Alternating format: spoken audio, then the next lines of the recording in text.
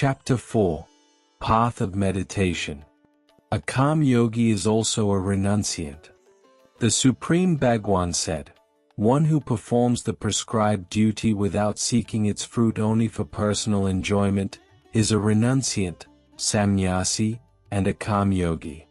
One does not become Samnyasi merely by not lighting the fire, and one does not become a yogi merely by abstaining from work. O Arjun, what they call renunciation, Samnyas, is also known as Karm Yog.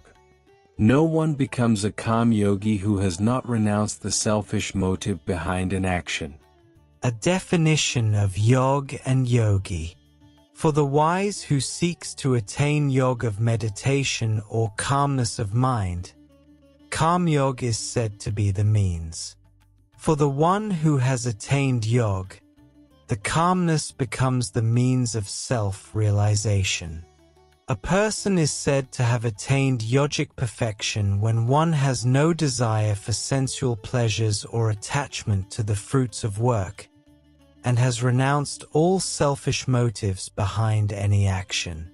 Mind is both a friend and an enemy. One must elevate, and not degrade, oneself by one's own mind. The mind alone is one's friend as well as one's enemy. The mind is the friend of those who have control over it, and the same mind acts like an enemy for those who do not control it.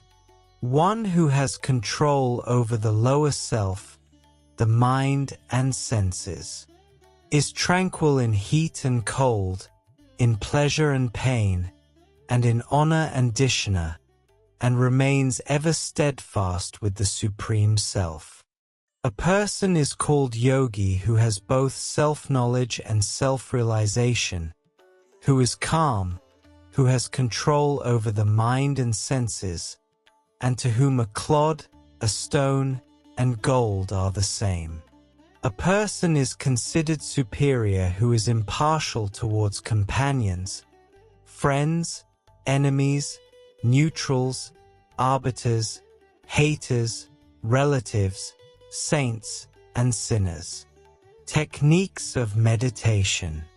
A yogi, seated in solitude and alone, should constantly try to contemplate the Supreme Being after bringing the mind and senses under control, and becoming free from desires and proprietorship.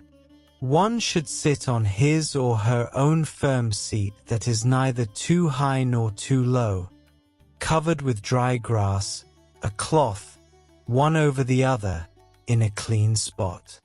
Sitting there in a comfortable position and concentrating the mind on God, controlling the thoughts and the activities of the senses, one should practice meditation for self-purification. One should sit by holding the waist, spine, chest, neck, and head erect, motionless and steady. Fix the eyes and the mind steadily in front of the nostrils, without looking around. Make your mind serene and fearless. Practice celibacy. Have the mind under control.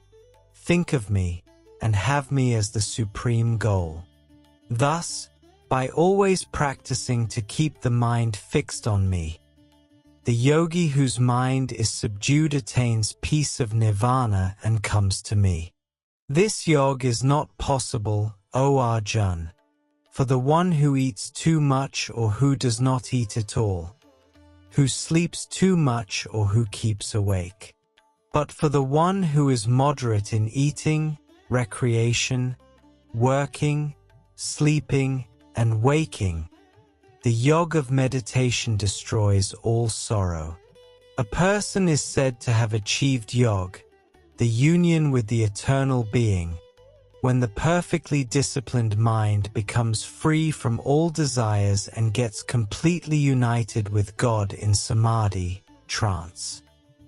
A lamp in a spot sheltered by the eternal being from the wind of desires does not flicker. This simile is used for the subdued mind of a yogi, practicing meditation on the eternal being. When the mind, disciplined by the practice of meditation, becomes steady. One becomes content with the eternal being by beholding him with purified intellect. One feels infinite bliss that is perceivable only through the intellect and is beyond the reach of the senses. After realizing the eternal being, one is never separated from the absolute reality. After self-realization, one does not regard any other gain superior to self-realization. Established in self-realization, one is not moved even by the greatest calamity. The state of severance of union with sorrow is called Yog. This Yog should be practiced with firm determination and without any mental reservation. One gradually attains tranquility of mind by totally abandoning all selfish desires, completely restraining the senses from the sense objects by the intellect, keeping the mind fully absorbed in the eternal being by means of a well-trained and purified intellect, and thinking of me. Wheresoever this restless and unsteady mind wanders away during meditation, one should just witness it under the supervision of the self.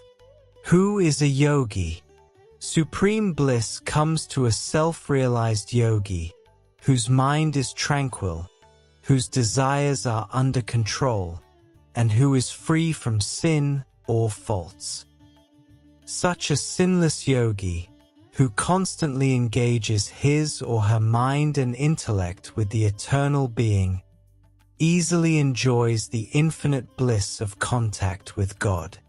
Because of perceiving the omnipresent eternal being abiding in all beings, and all beings abiding in the eternal being. A yogi, who is in union with the eternal being, sees every being with an equal eye. Those who perceive me in everything and behold everything in me are not separated from me, and I am not separated from them. The non-dualists, who adore me as abiding in all beings, abide in me irrespective of their mode of living. One is considered the best yogi who regards every being like oneself and who can feel the pain and pleasures of others as one's own, O Arjun. 2 methods to subdue the mind.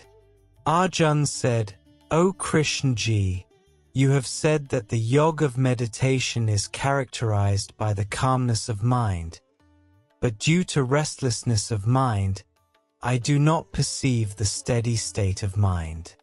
Because the mind, indeed, is very unsteady, turbulent, powerful, and obstinate, O Krishna ji.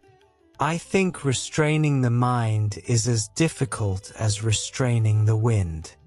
The Supreme Bhagwan said, Undoubtedly, O Arjun, the mind is restless and difficult to restrain, but it is subdued by constant vigorous spiritual practice with perseverance, self-knowledge and detachment, O Arjun.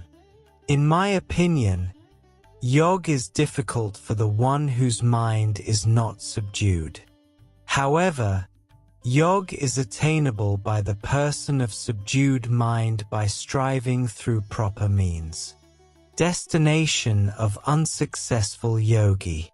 Arjun said, the faithful who deviates from the path of meditation and fails to attain yogic perfection due to unsubbed mind. What is the destination of such a person, O Krishna ji?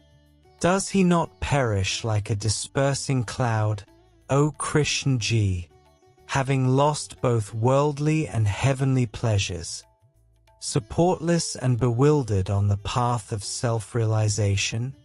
O Krishna ji, only you are able to completely dispel this doubt of mine because there is none other than you who can dispel this doubt. The Supreme Bhagwan said, there is no destruction, O Arjun, for a yogi either here or hereafter. A spiritualist is never put to grief, my dear friend. The unsuccessful yogi is reborn in the house of the pious and prosperous after attaining heaven and living there for many years. Or such a yogi is born in a family of enlightened yogis. A birth like this is very difficult, indeed, to obtain in this world. There a yogi regains the knowledge acquired in the previous life and strives again to achieve perfection, O Arjun. The unsuccessful yogi is instinctively carried towards the eternal being by virtue of the impressions, samskar, of yogic practices of previous lives. Even the inquirer of Yog, the union with God, surpasses those who perform Vedic rituals. The yogi who diligently strives becomes completely free from all sins or imperfections after gradually perfecting through many incarnations and reaches the supreme abode. Who is the best yogi? The yogi is superior to the ascetics. The yogi is superior to the scholars. The yogi is superior to the ritualists. Therefore, O Arjun, be a yogi. I consider the yogi-devotee, who lovingly contemplates me with supreme faith, and whose mind is ever absorbed in me, to be the best of all the yogis.